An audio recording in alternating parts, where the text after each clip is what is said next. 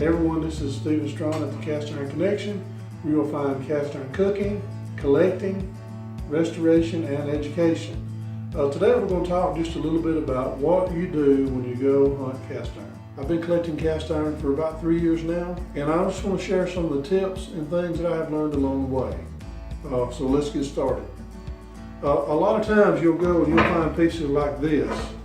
I got this at Trade Day just a few weeks ago, and it's a Birmingham Stove and Range cornstick pan, which it looks pretty good, except for, they were telling me that all of our cast iron is ready to cook in, and you probably could. You could probably clean it out and cook in it okay. It looks like they seasoned it.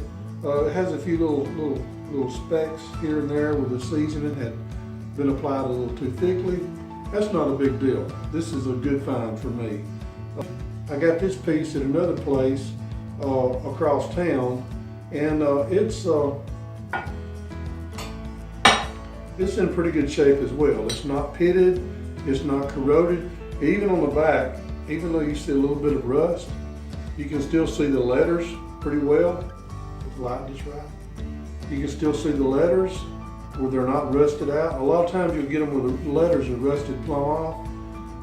That knocks down the value just a little bit and the collectability.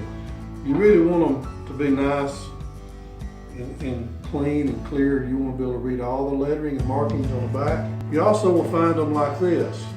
It's pretty crusty and a little bit greasy. I mean, it looks like somebody maybe tried to re-season it, or maybe sprayed some grease on it or something. I don't know, but a lot of times this is how you'll find them really rough looking. It's not pitted. You can tell by the surface. The surface is still smooth. It doesn't have any rust pits or any holes or cracks.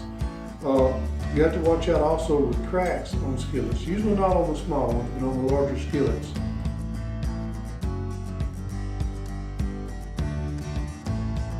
One thing I like to do is when I get a skillet, I'll just tap around on it.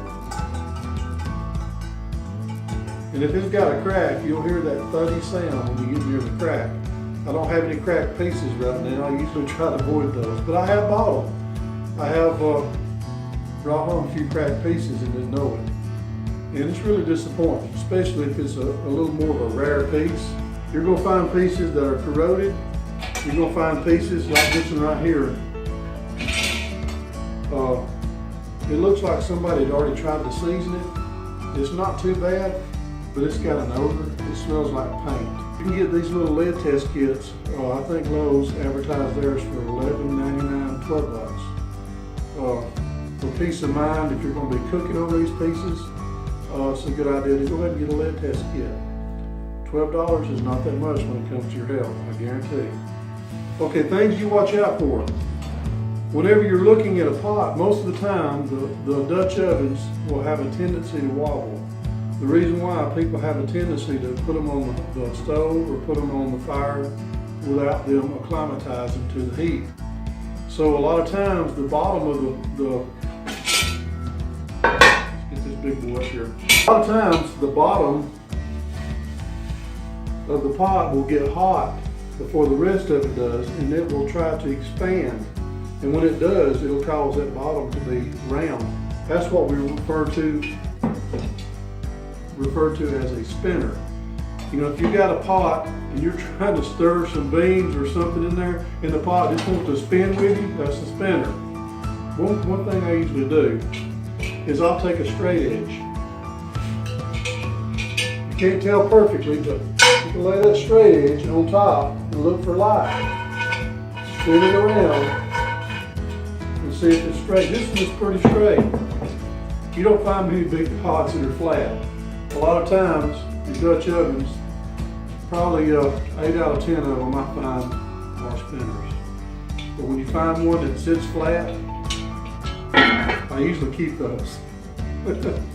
A lot of times if you get one that's really crusty, and you can't really tell because it's so bumpy, you can't put a straight edge on it. One thing that you can usually tell, if it's really crusty and there's a shiny spot in the middle, that's because after it's rubbed across the stove quite a bit, that this part here gets rubbed because it sticks out further than the rest of it. That'll let you know it's a spinner. Here's one that looks like it's been, somebody tried to season, or not season, somebody has tried to strip it and didn't finish the job. So it looks pretty rough, but it's got a heat ring on it and it sits pretty flat. This is a lodge, and you can tell by the 3 notches. This is a 3-notch lodge. A lot of times you'll find a few Taiwan-made skillets with the 3 notches that are kind of copies of the lodge. You can tell the difference. The handles and different parts of it is just going to be really rough. It's going to look like the casting was made in a barn somewhere, where the lodge was made in a factory, and it was made, you know, really well compared to what you'd see from the Asian stuff. Over the years, I have found pieces that were pink or red or splotchy looking, and I got them and tried to season them, and you just can't season them things. It seems like the more you clean them, the more the rust comes off of them. And the reason why is the rust, the metal is breaking down because it went through a heat that was too much for the cast iron and has destroyed the piece.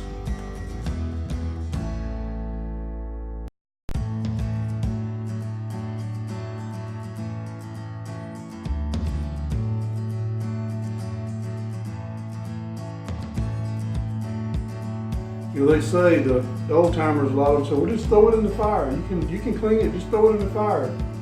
Well, that has worked sometimes, but sometimes it don't. Do you really want to take the chance of burning a beautiful piece by putting it in the fire? Me personally, anything over 500 degrees is danger. I'll put mine on 500 degrees, and that's my limit. That's as high as I'll ever set my oven for any reason on my cast iron. If you love this stuff, you don't want to damage it. So a lot of people use self-cleaning ovens. I've seen that as a trick. I say, use your self-cleaning oven. The problem is, a self-cleaning oven can get up to 900 degrees. You don't want to take a chance. It's just not worth it.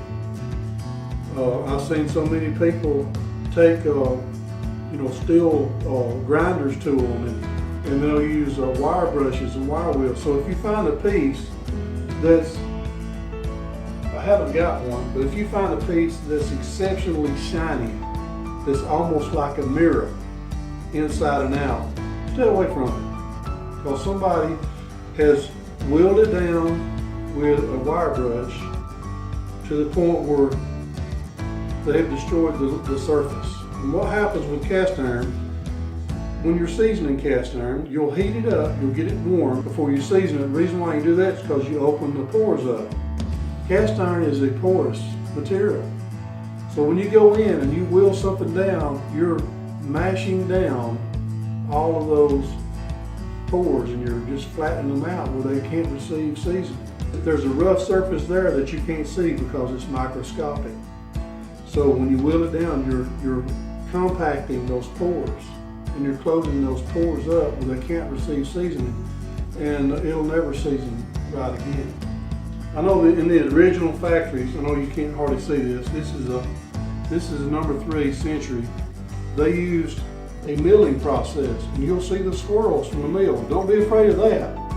If they're perfect concentric circles, they have been milled out with a milling machine. That's different than what you'd see with a grinder and different than what you'd see with a wheel brush. Because the milling machines that they use are cutting into the layer and making it uniform and smooth, where the pores are still being left open because they're being ground out with a milling machine. We just can't do that with a grinder. We can't do that with a wheel brush. That's some of the things that you look out for. Make sure you don't pay too much for something. When I first started collecting cast iron, I was so excited to find a piece that I was willing to pay so much for it. Just take your time, enjoy the hunt. Avoid the pitfalls that I mentioned, the cracks, the wire wheel brush marks on them, the ones that are warped. I mean, just because one spins a little bit doesn't mean it's worthless. You can still use it. but just enjoy the hunt. If you've enjoyed my videos and you'd like to see more, subscribe to my channel, hit the notification bell, and I will keep them coming. This is Stephen Strawn with Cast Iron Connection, signing out. Thanks.